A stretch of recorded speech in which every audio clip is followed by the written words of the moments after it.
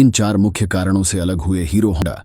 दोनों कंपनियों समझौते के तहत 1984 में साथ आईं और हीरो होंडा नाम से संयुक्त कंपनी बनाई।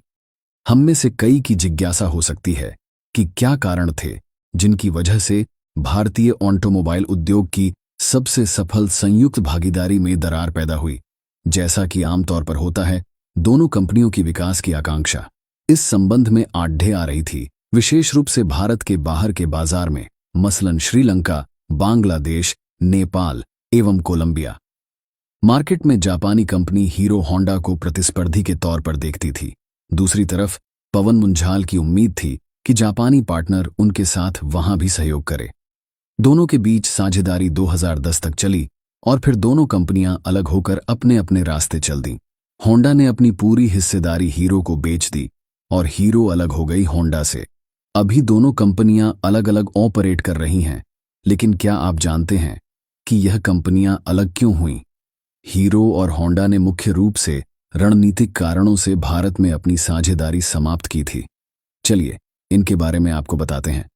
पहला नंबर, बिजनेस ऑब्जेक्टिव्स। समय के साथ हीरो और होंडा ने भारतीय बाजार के लिए अलग अलग दृष्टिकोण और रणनीतियां अपना लीं। Hero MotoCorp.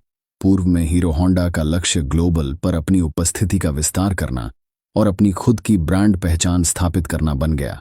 वहीं दूसरी ओर होंडा अपने स्वतंत्र परिचालन पर ध्यान केंद्रित करना चाहती थी, साथ ही अधिक नियंत्रण के साथ भारतीय बाजार में अपनी उपस्थिति मजबूत करना चाहती थी।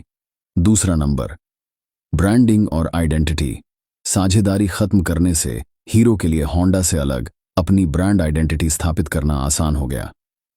हीरो ने हीरो मोटोकॉर्प नाम से ऑपरेशन जारी रखी और होंडा ब्रांड नेम तथा लोगो को छोड़ दिया।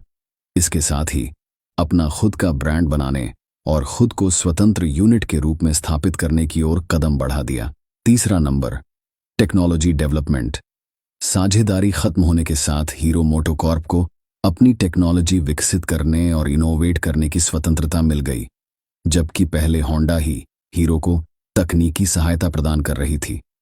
लेकिन हीरो अपनी टेक्नोलॉजी डेवलप करना चाहती थी, जो साझेदार खत्म करने के बाद ही संभव हुआ। इसके बाद उसने खुद के इंजन और मोटरसाइकिल मॉडल बनाने के लिए R&D में निवेश किया। चौथा नंबर, ग्लोबल एक्सपेंशन।